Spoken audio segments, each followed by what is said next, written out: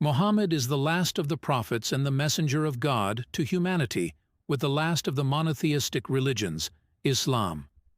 Its greatest miracle is the Quran, the holy book of the Muslim religion, and it is from the deeds and words of the Prophet, SWS, that Muslims hold the Sunnah Nabawiyya. Birth and childhood. Muhammad was born on 12 Rabi al-Awwal of the year of the elephant, which corresponds to approximately the year 571 of the Gregorian calendar, in Mecca. It is this date which is commemorated during Mawlid an-Nabawi. His father Abdullah bin Abd al-Muttalib was part of Banu Hashim, one of the tribes of Quraysh. He married Amina bint Wahab and died young even before she gave birth to the Prophet. At his birth, Muhammad was entrusted to Halima Sa'diya, who served as his wet nurse, as was the custom in Arabia to entrust newborns to wet nurses from neighboring villages. His mother died when he was barely 6 years old. He was then entrusted to his grandfather, Abd al-Muttalib, and upon the latter's death, to his uncle Abu Talib. Youth Muhammad's uncle, SWS, was poor, so he had to work from his youth to help him provide for the family's needs. He was first a shepherd before working in commerce. From his youth, Muhammad, SWS, was known among the tribe of Quraysh for his great sincerity. They nicknamed him Al-Amine, the one who can be trusted. Khadija, a rich lady from Quraysh, entrusted him with her trade caravans so that he could manage her affairs.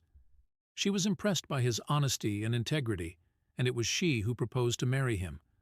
Muhammad was then 25 years old, while she was 40. Their marriage lasted 25 years until Khadija's death. The Prophet hardly married another woman until the latter's death.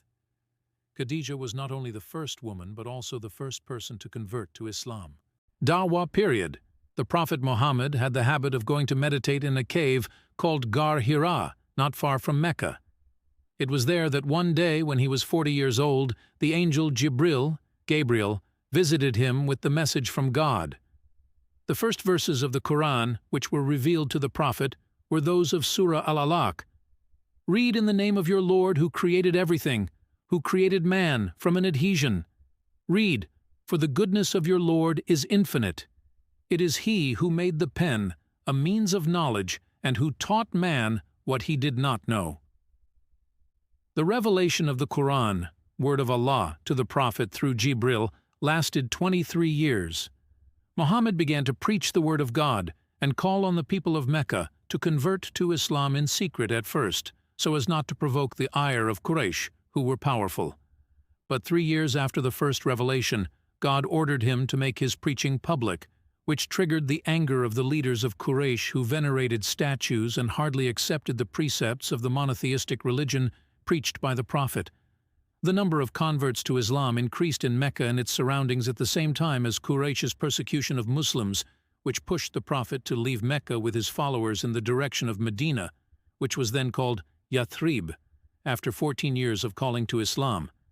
This exodus, called Hijra Nabawiyya, took place in the year 622 of the Gregorian calendar, and it is this year which will subsequently become the first of the Muslim calendar. The Prophet, SWS, and his companions were welcomed with open arms by the Muslims of Yathrib, who were called Al-Ansar. Their city was named Medina Madinat ar-Rasul, the city of the Prophet, and it was from this city that the foundations of the Muslim state were established and the battles were undertaken, which would subsequently lead to the defeat of Quraysh and the spread of the Muslim religion to Mecca and to most of the Arab tribes. Neighboring areas. The period of Dawah lasted 23 years, during which the Quran was revealed to the Prophet until his last pilgrimage, called Pilgrimage of Farewell, where the last verses were revealed. Death of the Prophet. Shortly after this so-called farewell pilgrimage, the Prophet, SWS, fell ill. He died a few days later on the knees of his wife Aisha on June 8, 632, which corresponds to Rabi al-Awwal of the year 11 of the Hijra. He left a fabulous legacy to Muslims in the Muslim religion and its precepts.